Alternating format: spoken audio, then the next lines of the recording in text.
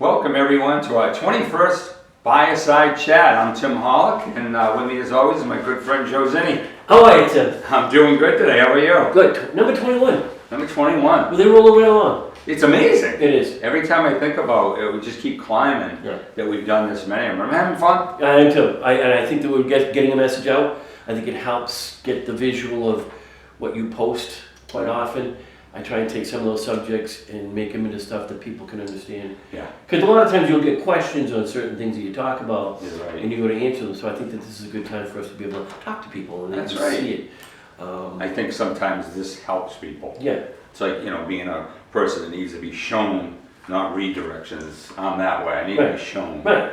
And just everybody learns differently. Right, they do. And sometimes reading about it, they're getting a good idea from your post and it settles in. But then when they get to see you actually talk about it and give an explanation to it, it sometimes brings things to life for them. I think the biggest thing in my post that resonates to people and resonates highly, it's almost like the Seinfeld episodes, Seinfeld in general. I talk about things that happen in people's lives so they can equate. Right. I try to give examples in life, stuff like that, where they, this is all, it's taken to everybody. Everybody can relate to what I talk about because we all go through it. Right. So I think that helps people. It's like when I give an analogy of something, try to compare it to something, just like I talked about Eddie telling me about the skier.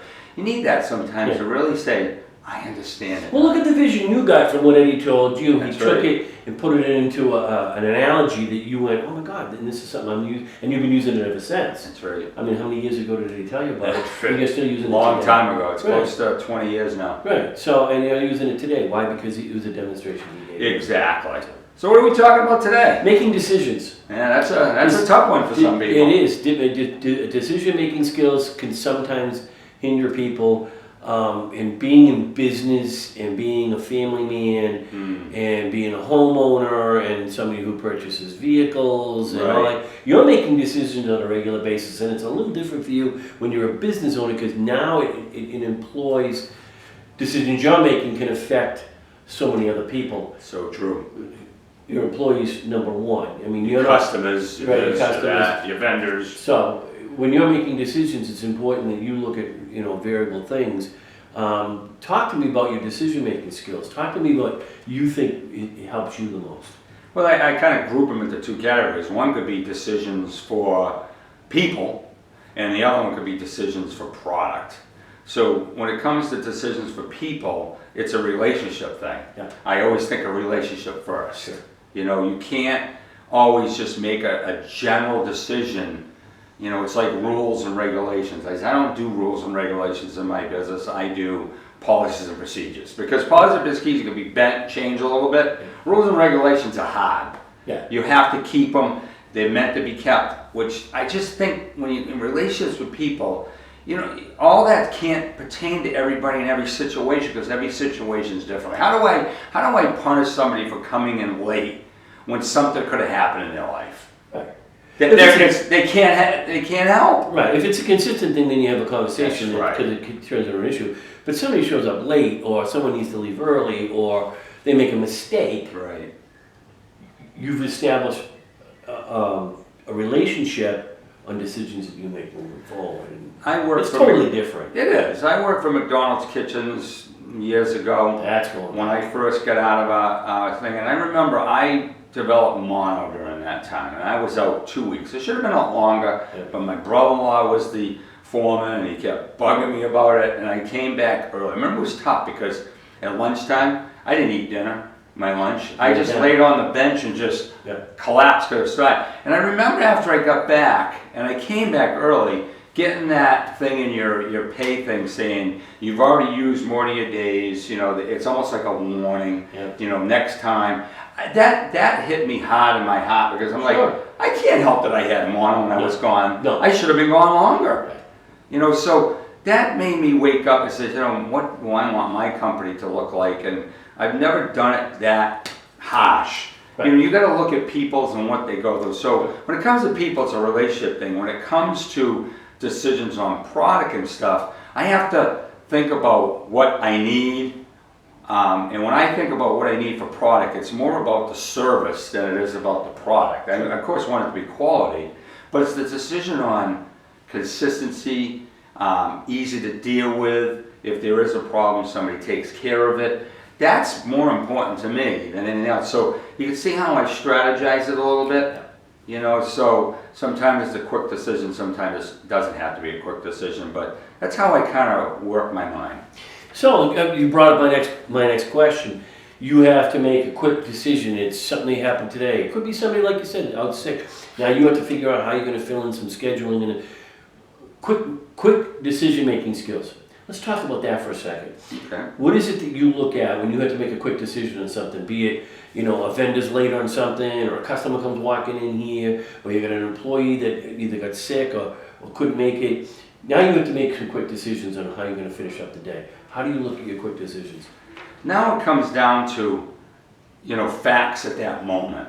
What will hurt you and what will not hurt you. Good point. Because like anything else, if you make a decision and it hurts, and I don't always make a good decision. Sometimes I have to make a quick decision, and it's better that I made a quick decision and been wrong than not make any decision at all. Right. So I look at the whole scenario, what's going on at the time, how it will help my customer or hurt my customer, how it will help us or hurt us. I always think of the customer first. I always tell my people, when it comes to a decision, don't hurt the customer. Don't let that be your first decision, and it's going to hurt them. Even though it's the easiest one, might cost us the less. Look it through. You know, if it hurts in other ways, then it's not the right decision. So you have to look at the whole scenario. You know, and then you make a decision on that, and it might hurt something, but it will hurt something or people less. You know, because you know you have to look at time. You have to look at having the right product. Is it something that was wrong with the product that really isn't that bad? Or is it something that really you wouldn't want to accept? So again, every situation has its reasons why you make that decision. Oh, absolutely. And I think that you hit the nail on the head when you're talking about, you know, look at it quickly, but make some form of a decision, but make sure that the impact is usually temporary. Right. And can be fixed if it is the wrong decision. Because that's the tough decision. A quick decision is the tough one because It is.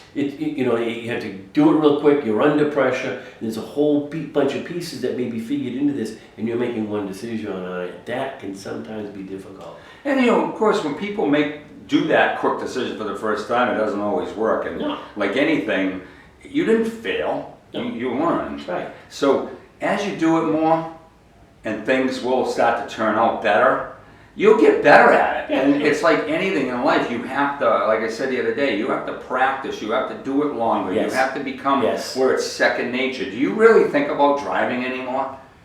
No, because I've been doing it for 45 It just years. happens, doesn't just it? happens. Sometimes you get from destination A to B and you forget how you got there. Right. How did I don't remember part of it, because you're thinking, you don't need to Well, think you're about paying attention to what driving. you're doing along the way, so But the you're long thinking journey- more about what you got to do in a day, Right. because you automatically drive. You don't think about it. When you think about something too much, you analyze it too much, Yeah.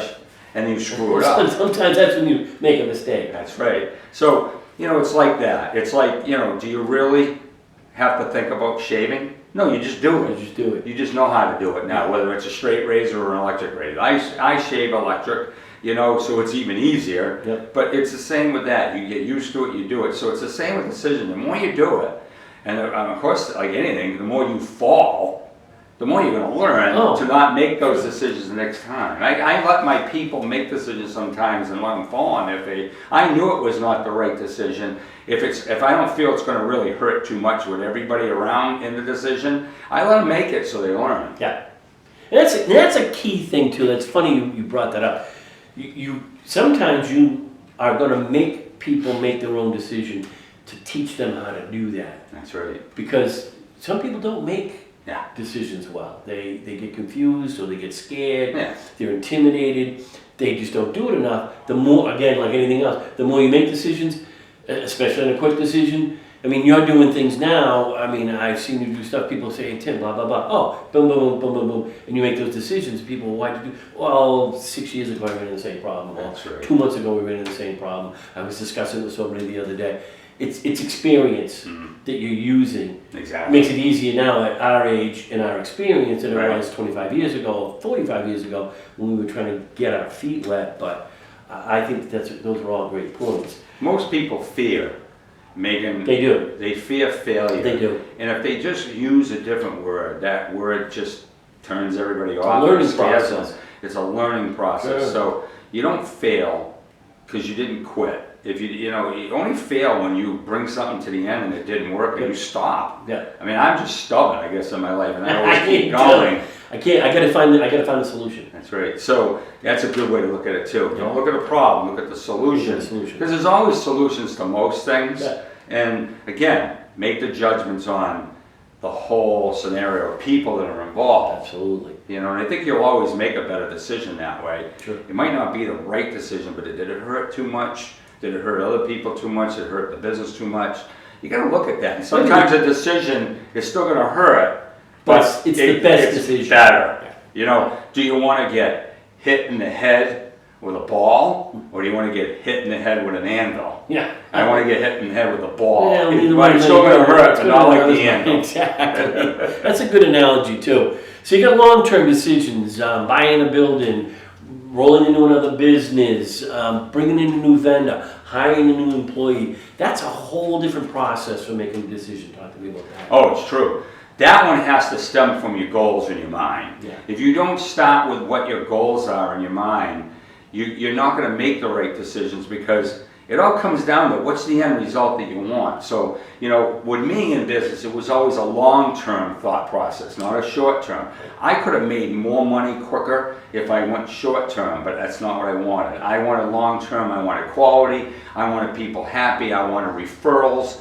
It was all based on that original plan. So you have to have what you've set in your mind already, the goal, the end result. That's how I approach those. If I need a new building, I have to think about, what do I really want? Yeah. Is it something that I want a new building, go through that in my life at this point? I actually went through that a few years ago with the building out front, and I was thinking about pursuing it and moving over to there, and I just said, no, I'm at an age in my life that I don't want to go through all that right now. We're still good here. It might not be the best looking building, it might not be the best environment around the building, the way it looks, whatever it is, but it works because we still do the 4 to 5 million where my goal is every year. So it wasn't broken. Wasn't broken. So your non-decision or your decision not to do anything Yeah. was better than making a decision to do something that could have been painful. In my life at this age, I don't think I wanted to go through that again, because that's a lot of pain. It's a lot of decision making. Moving is brutal. It is. It is So brutal. I Done a few decided to times. stay here, and I will fix up this building on the outside. Not that it's bad, but could it look better? Of course it could. Sure. The parking lot can look better. Sure. All that stuff. So that was where I went. So it's my plan.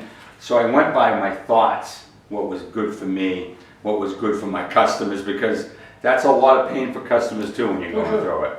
Because they have to put up with the idiosyncrasies of you moving. That's right. And we just had the discussion. Some people aren't patient enough to do that.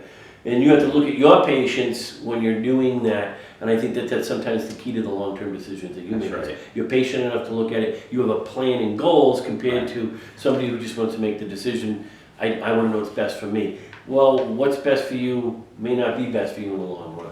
That's right. Like some people, you go through business, and I've gone through this in business in my life, is, somebody you've hired is really not, especially in a big position, is not really working. And people see it, and most people's reaction is just fire the person. Well, you just can't fire people for one thing, for them and the business. Right. You have to make it right first. Because, well, isn't that making it worse for the person? Well, I have to think about the person and the company. Sure. So you have to, again, you have to think about where you're going with it, what it could hurt, what it could help, and sometimes what you want to do doesn't necessarily mean that's what you're going to do right now after you think that out. Yeah, one isn't always necessarily the answer. Sometimes it's need. That's right. Getting to understand the pieces around that. One last thing, because we do know people that have a difficult time making decisions, no matter what the decision is. What are your thoughts on it? What can you tell people to say to help them make better decisions, or make decisions in the first place? Just do it at first, just like Nike says, just do it, because you're going to learn from it.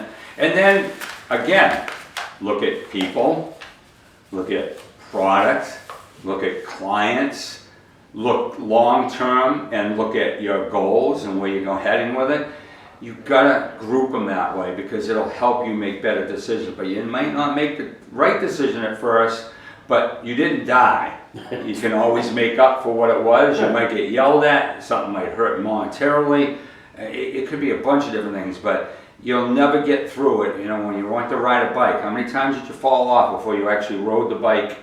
You got to look at that. It's the same thing with everything else in life. It takes time. You have to have patience. Self-growth is tender. It is. Just like Hubby always said. It's very tender. Be patient. Be patient. And another thing is eliminate the fears. Eliminate the fears. I think a lot of people don't make decisions because they're afraid they're going to be wrong. You know, sometimes you got to make that decision, right or wrong, and then figure out afterwards how to fill in the pieces and make it better. I agree totally. I know people that they hesitate. Well, I don't know what to do. I don't want to be wrong. Standing there doing nothing, you're being wrong. Actually, it's worse. Yeah, no decision is worse for everybody. Yeah, you got to make some decision. You know, man up, step up to the plate, take a swing, and if it's wrong, you'll know, and you'll know how to fix it. That's right. You know, make those decisions. And I think that that's one of the big things in decision making is people are afraid. You know what? And people look at you and they look at me and they say, "Well, you're not afraid. You can make decisions." Yeah, I am. Yeah, you always are. You are. But you're willing to take that chance. You're willing to say, "Look, I'm going to do it anyways." Trust yourself. Right or wrong, I'm going to make the decision, and then we'll figure out the pieces. If it breaks, then we'll fix it. Yeah, trust yourself first, and if it isn't right, Absolutely. Believe that it's going to get better again, Right. and you'll make a better decision. You know, trust yourself that eventually you will bring it together from learning from the experience if it didn't go well. Right, and the next time you go to make a decision, you'll make the right decision. That's right. Next time we talk, I liked this one. I liked decision making because I know that people do struggle with it. We're going to talk about something that I think is really, really important, and that's taking pride in what you do. Nice. Pride, you know, having pride in what you do. Some people don't. I think last night's Bruin game, I think some people had plenty of pride. I think there was a few people who didn't have enough pride. Yeah, exactly. And you have to take pride in everything you do. Something happened. Yep, something broke. So, thank you very much, and we'll see you real soon. Have a great day, everyone.